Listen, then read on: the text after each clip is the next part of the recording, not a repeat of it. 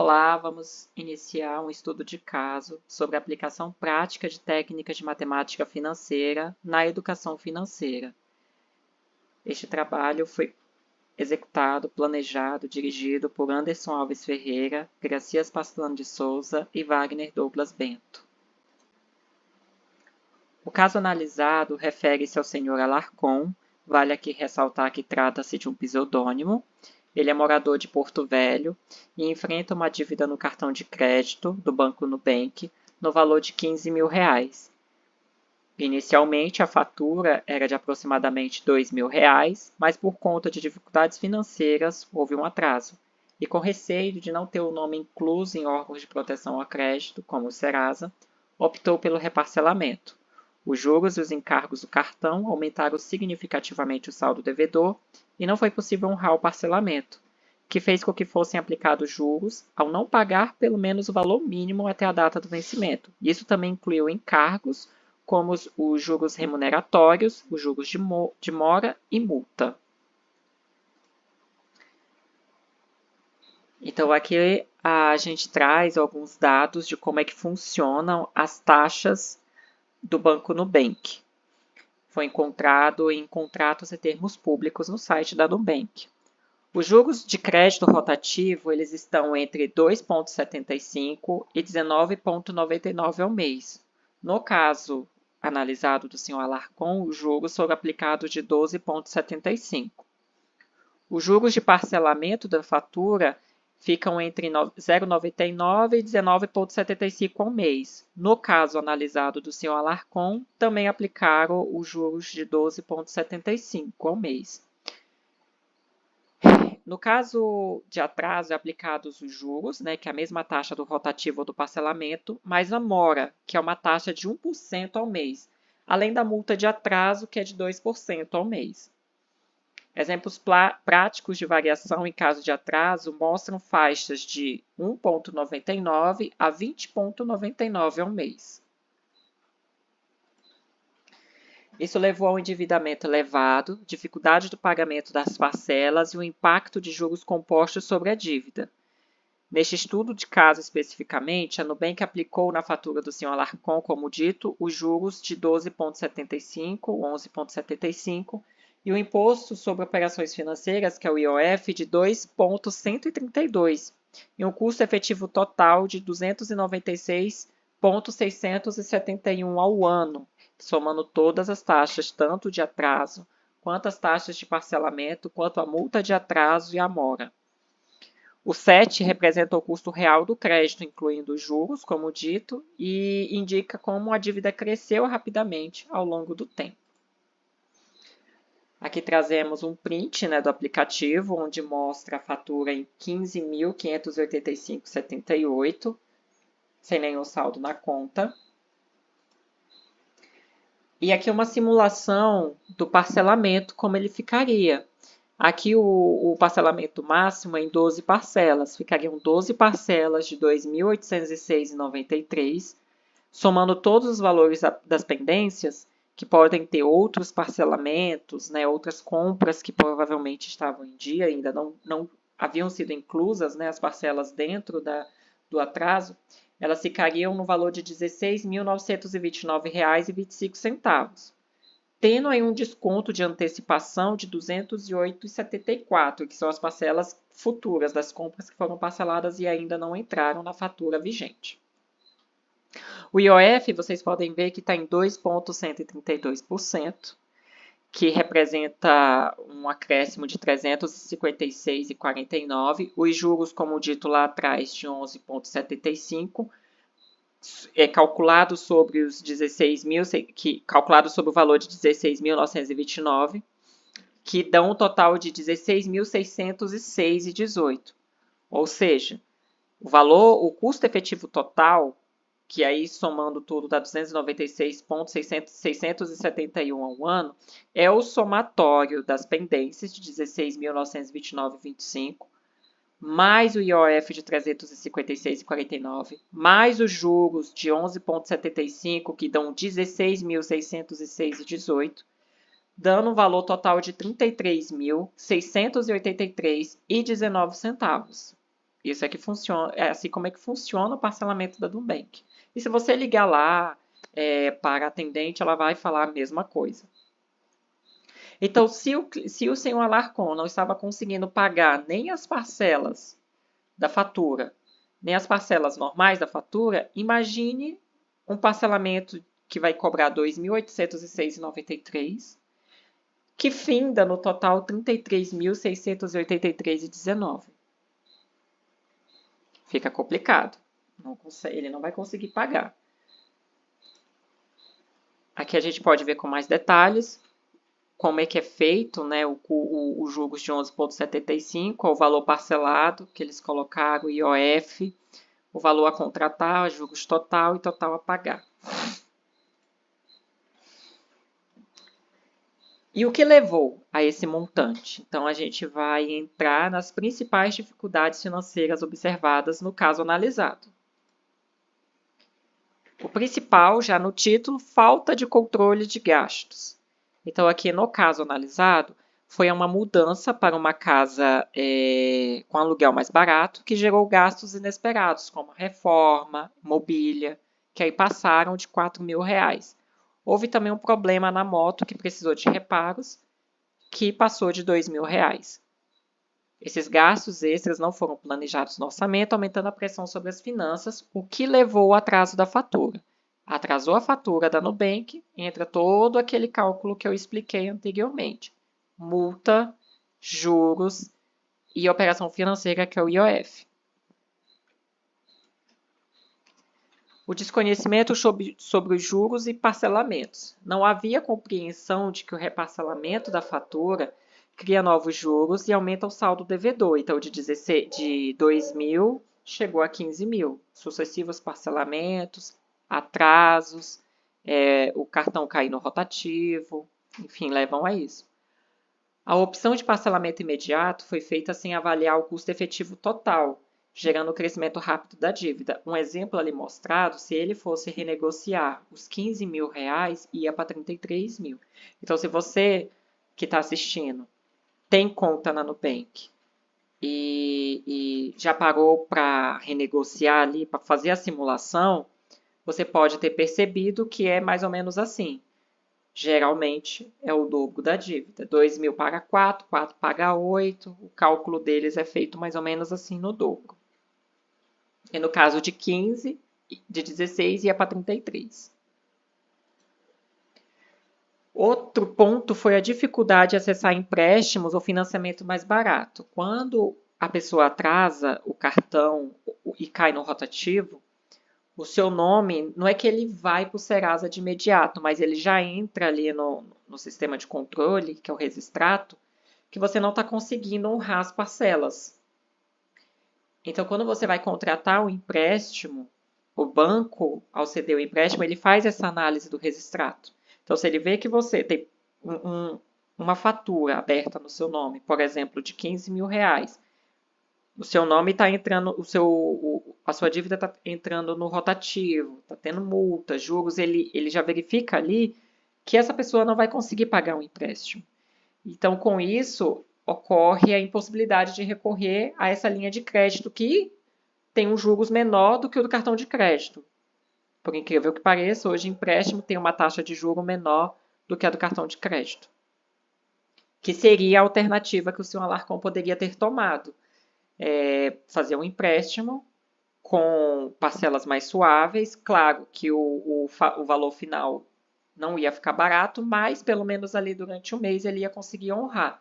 Só que como o nome já estava ali em uma situação de atraso, fica complicado, o banco não libera. Não libera nem o valor total, né, de R$ 15.000, e também não libera outras possibilidades, por exemplo, do empréstimo na carteira de trabalho, adiantamento de FGTS fica um pouco mais complicado por conta disso.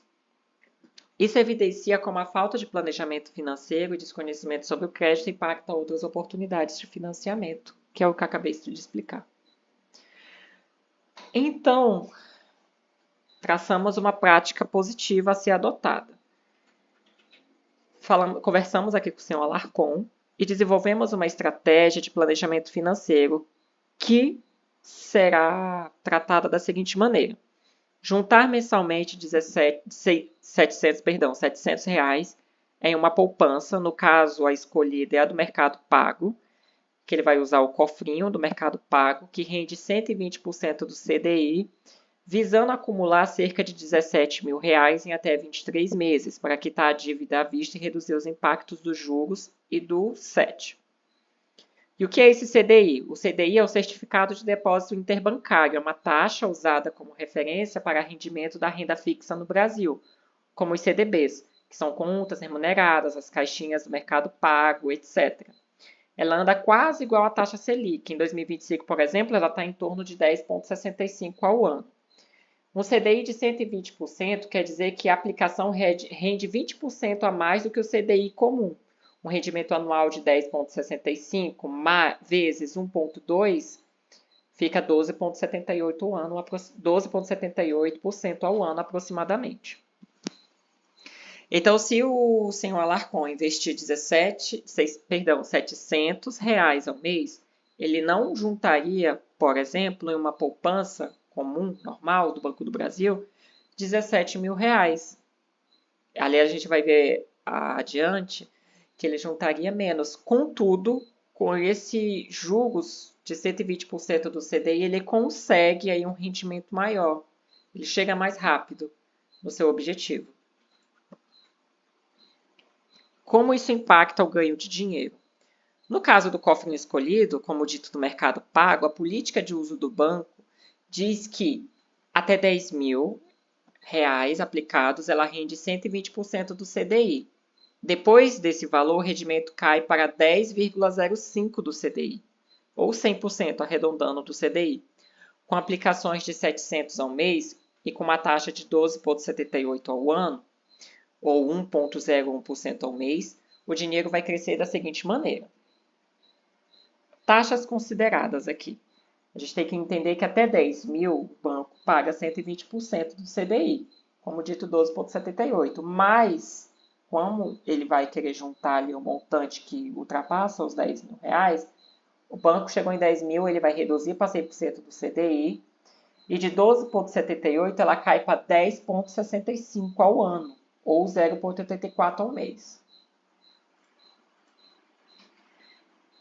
Aqui é só um print para vocês verem como é que é a tela, né? Ele colocou aqui o título, pagar a conta da Nubank, ele colocou um prazo que é agosto de 2027, já tem aplicado 588, você pode ver ali em verde que está rendendo 120% do CDI.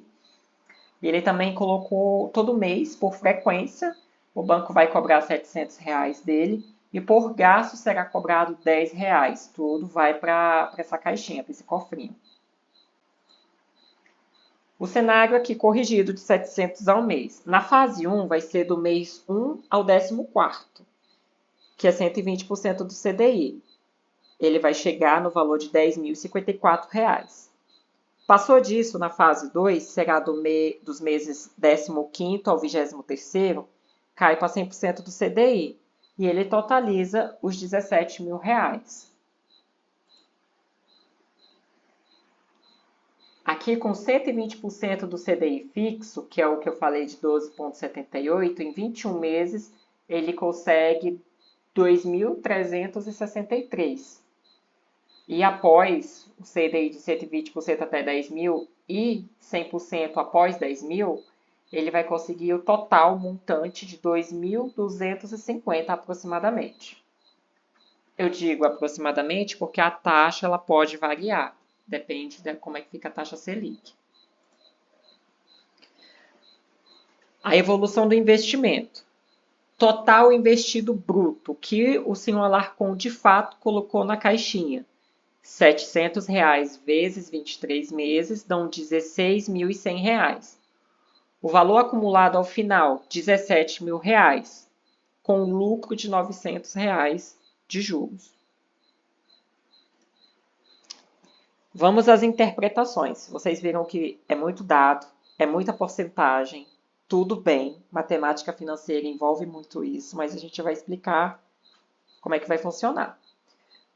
Nos primeiros 14 meses, o dinheiro cresce mais rápido, ou seja, 120%, ele consegue chegar em 10 mil muito mais rápido.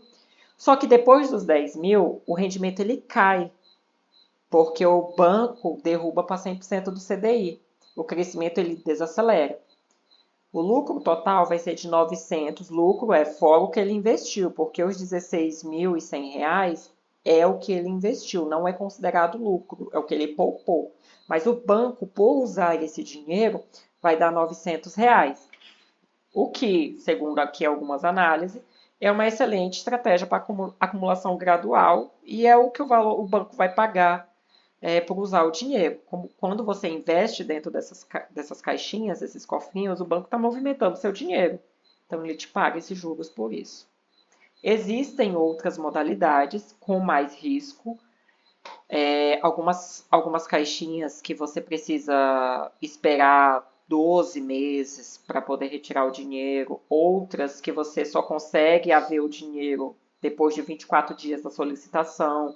Então, são caixinhas com um risco maior, mas a taxa, ela também é melhor. Quanto maior o risco de investimento, maior é a taxa. No caso do senhor Alarcon, ele optou por uma taxa ali mais segura, uma modalidade mais segura. Então, ele vai investir nessa caixinha de 120% do CDI, porque se ele quiser tirar amanhã o dinheiro, ele consegue tirar o valor integral. O que isso mostra para a gente? Mesmo investindo pouco por mês, o tempo e os juros compostos fazem o dinheiro crescer. O rendimento de 120% do CDI é excelente para um investimento de liquidez diária, ou seja, ele pode retirar o dinheiro a qualquer momento. E ele rende mais do que a poupança e não trava o dinheiro. E essa estratégia é perfeita para guardar dinheiro de forma disciplinada. Vocês viram lá que por mês o banco vai cobrar R$700 dele, vai aparecer a notificação que ele precisa depositar R$700. E em cada gasto vai ser adicionado R$10. Se ele for comprar no Mercado Livre, por exemplo, ele vai já colocar ali R$10 a mais que vai para a caixinha.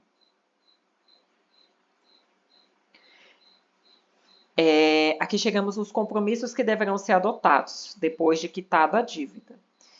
Lembrando que essa manobra de esperar pagar a dívida da Nubank, ele vai ter que esperar 23 meses, ela exige muita disciplina, muito compromisso, tanto até pagar quanto depois, porque não adianta ele pagar a conta da Nubank e já ter outra, por exemplo, ter feito outra maior ou igual, ou depois também achar que está tranquilo e voltar a gastar tudo de novo.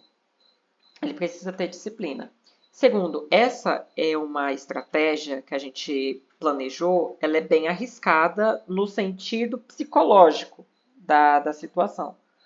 Porque a Nubank ela é conhecida por sua cobrança muito insistente, ele vai receber diversos telefonemas. Lembrando que essa estratégia ela não visa caducar o débito. Ele não é caducar o débito, que é 5 anos. E nem esperar o banco entrar em protesto. 23 meses é uma taxa, é uma espera muito bem ali colocada. O banco vai ligar, ele vai cobrar, são quase 2 anos, só que dá para ele pagar essa dívida. Ele vai negociar, ele vai ter poder de negociação com o banco.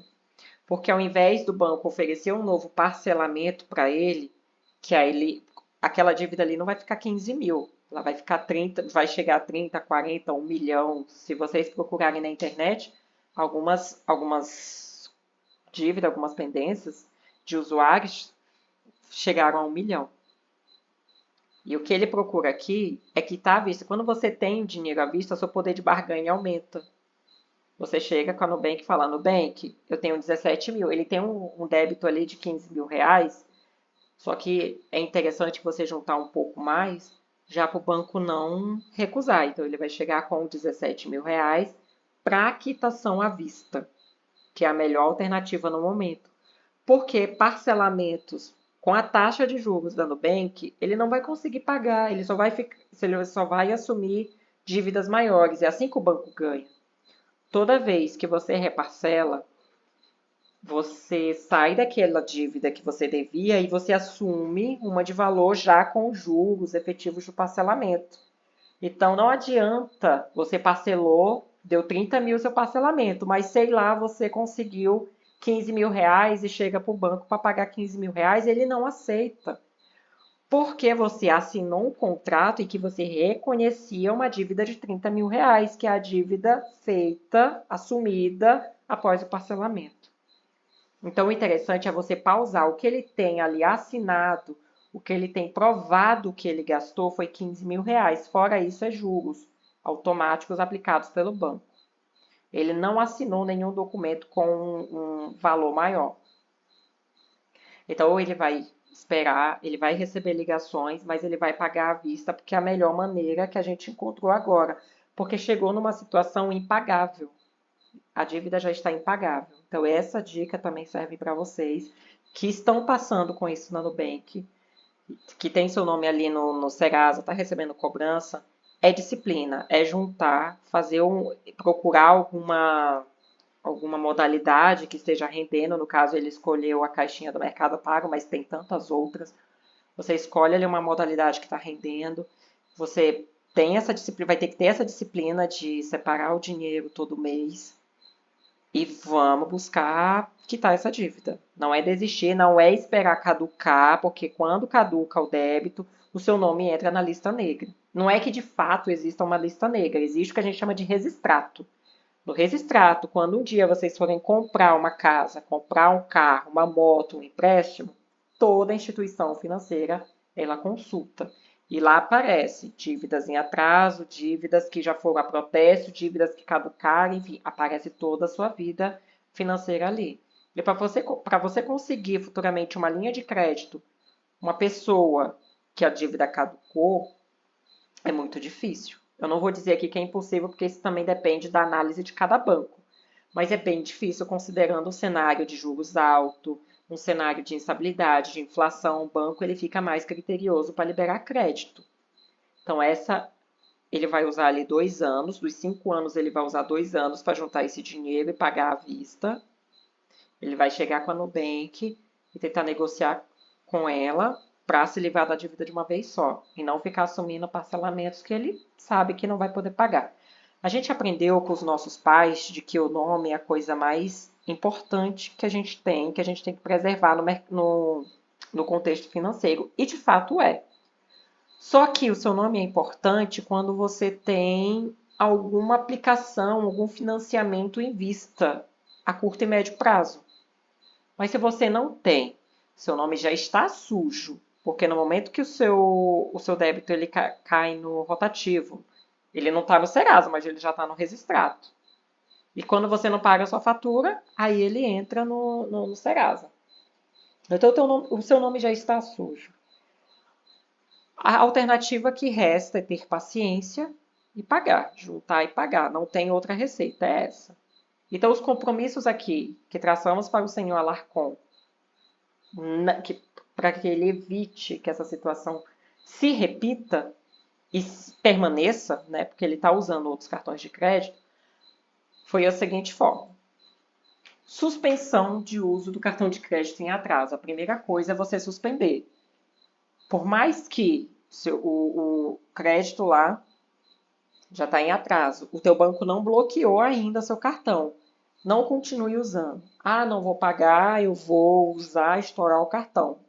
Você só vai aumentar o tempo que você vai precisar juntar para pagar, porque você vai ter que pagar.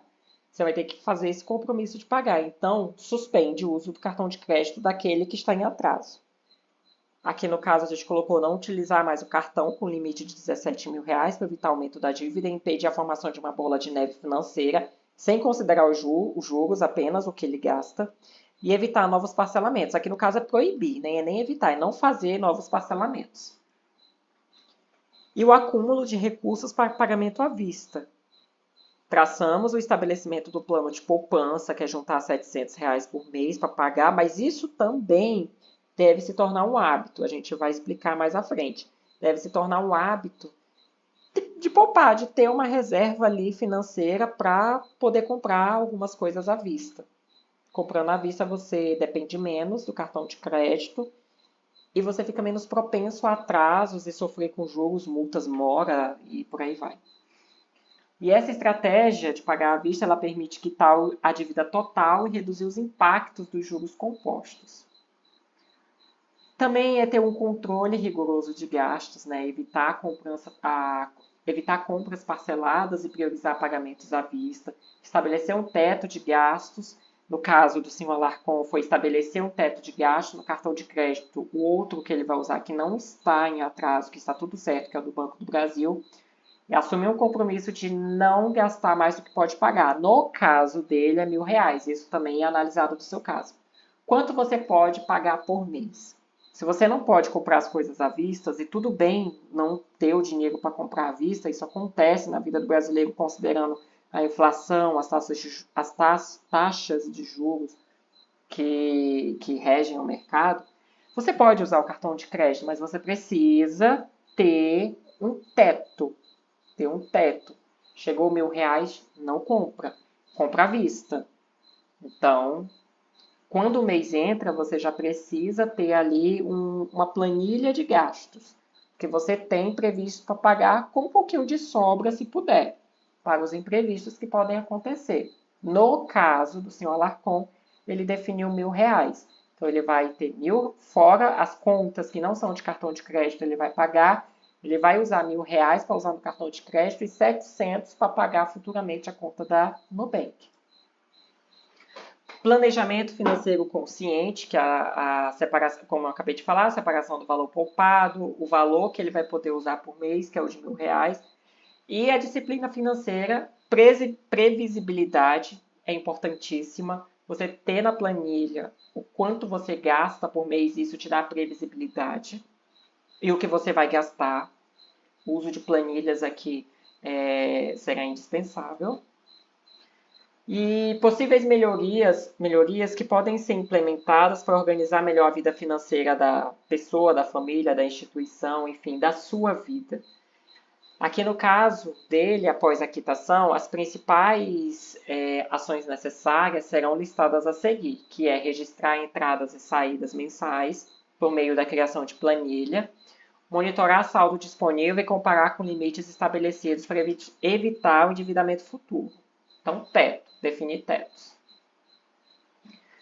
Em toda negociação, seja ela de empréstimo, seja ela de financiamentos e reparcelamentos, considerar as taxas de custo efetivo total, 7, e a parcela, para ver se você consegue pagar, porque toda vez que você parcela, você assume uma nova dívida. Entender na prática, por exemplo, o que significa 11,75. Às vezes a gente vê um número desse de 10%, 9%, 11%, 20%. Como você deve 15 mil, 17 mil, 3 mil, quando você vê 20%, não cai a ficha do quanto isso ele corresponde. Só que aqui no mercado financeiro são juros compostos. Ou seja, 12% é no mês 1. No mês 2 é 12% mais 12%, 24%. Depois mais 12%, que vai para 36%. 36%. Então, é uma bola de neve. Isso considerando apenas a taxa de juros. Os bancos eles cobram IOF, que é o Imposto sobre as Operações Financeiras, e eles cobram também a mora, que é um tipo de juros sobre a operação financeira, e também eles cobram a multa, que no caso da Nubank é de 1%. Então, tudo isso junta na hora de calcular o custo efetivo total. Uso de cálculos de depreciação e juros compostos. Avaliar se o valor poupado mensalmente será o suficiente para acompanhar os encargos de faturas, financiamentos e empréstimos e analisar a necessidade de substituição de bens ou equipamentos de forma planejada. No caso de moto, se deu defeito, dá para esperar? Se for para comprar um móvel, dá para esperar? Não é melhor juntar e comprar à vista? Por que reparcelar agora? Parcelar agora? Se for para parcelar, é uma coisa muito de urgência, emergência. Então, tudo isso precisa ser analisado. Isso tudo que eu acabei de explicar é uma matéria de educação financeira. Quer participar, além de ver um vídeo como esse no YouTube, é importantíssimo, tanto o senhor Alarcon, quanto eu, quanto você que assiste, participar de oficinas, cursos, palestras, consumir conteúdo sobre finanças pessoais. Acredito que a educação financeira ela deveria estar na LDB, né, pelo menos ali no ensino médio, Deveria ser algo amplamente divulgado na mídia, nas escolas, mas enfim, é um assunto que muita gente se esquiva, muita gente acha chato, muita gente acha complicado entender, mas é o que rege a vida real, não tem para onde correr. Se você não entende como funcionam essas coisas, você vai sustentar bancos, você vai viver pagando dívida, você vai viver pagando juros, e é assim que os bancos se sustentam. Eles não se sustentam com a pessoa que paga o cartão de crédito em dia. Ele te dá 15 mil, tu paga 15 mil no mês, ele não lucrou nada. Ele precisa que a pessoa atrase. E é nos juros, é na multa, é no IOF que os bancos eles lucram, o governo lucra, enfim. Então, ele lucra em cima de pessoas endividadas. Ele não lucra em cima de pessoas que pagam suas contas em dias. É por isso que quando você usa 2 mil, está usando 2 mil da fatura e pagando 2 mil da fatura, em dia o banco aumenta. Já com esse intuito, se você está conseguindo pagar 2 mil reais, ele vê, já não estou lucrando nada com essa pessoa, vou para 4 mil reais, porque eu sei que uma hora ele vai ter uma emergência e ele vai atrasar e eu vou ganhar em cima. É assim que funciona, infelizmente. E aqui é um compromisso que eu, como estudante de matemática financeira, trago para a minha realidade depois de analisar esse caso de senhor Alarcon. Seguir planos de poupança, controle de gastos mensais rigorosos, teto de orçamento, organizar melhor a vida financeira, evitar endividamento, prática de controle de gasto, ela garante que os recursos disponíveis eles sejam utilizados de maneira consciente. Ele possibilita a quitação de dívidas de forma planejada e segura. E a disciplina cria hábitos financeiros saudáveis, que são fundamentais para a estabilidade financeira pessoal e familiar e também psicológica, porque ninguém gosta de estar recebendo cobranças. Compartilhar conhecimento sobre matemática financeira, isso, para você que está assistindo, é levar para o seu pai, para sua mãe, para aquele seu vizinho, para aquele seu amigo que está endividado, sobre essas práticas de prestar atenção na hora de financiar, prestar atenção na hora de adquirir um empréstimo. Às vezes a gente olha muito o valor da parcela e não vê quanto isso representa no final. Vê se no momento compensa pagar à vista ou parcelar essa dívida ou adquirir um empréstimo para pagar essa dívida, se vai compensar, se não compensa esperar juntar um dinheiro e pagar à vista, se os juros você vai conseguir competir com ele ou não vai conseguir. Então, tudo isso faz parte sobre práticas de educação financeira.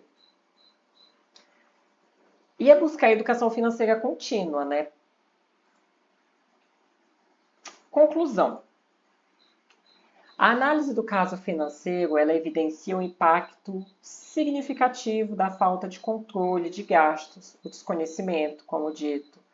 E o ponto mais relevante é perceber que decisões aparentemente simples, quero deixar meu nome em dia, ele pode te dar dor de cabeça. Então, aqui no caso, foi a questão das taxas, dos juros, tudo porque quis manter o nome em dia. A que custo, a que preço? Entende? Então, você precisa entender que o seu nome pode esperar. Você não precisa dar tanto lucro assim para o banco, sabe? Às vezes compensa você atrasar um pouquinho ali, juntar um dinheiro e pagar à vista, ou parcelar, fazer um empréstimo com uma taxa de juros menor em outro banco e pagar à vista aquele que tinha uma taxa de parcelamento mais cara. Então, são estratégias que precisam ser pensadas. E aqui também, de forma exaustiva, até expliquei o que é um CDI de 120%, o que é uma aplicação, o que corresponde a 11,75, o que esses números querem dizer. A matemática financeira, ela se mostra como uma ferramenta prática, tanto para resolver problemas, ela possibilita identificar soluções no meio de grandes problemas. Quando a pessoa está endividada, ela só consegue enxergar aquele número grande na tela do computador do celular. Mas a matemática financeira, o planejamento financeiro, uma cautela, uma videoaula, o uso de IA, você joga essas informações, tudo isso ali, os dados que estão disponíveis nas redes sobre educação financeira, eles são valiosíssimos nesses momentos. Isso contribui para a formação profissional e cidadã das pessoas. destacando a relevância de incorporar a educação financeira na rotina pessoal. Não é apenas uma matéria de faculdade, não é apenas uma situação de endividamento. É uma prática constante, uma prática do dia a dia que ela precisa ser adotada. Vivemos num mundo em que os recursos são escassos e as possibilidades e os problemas são infinitos.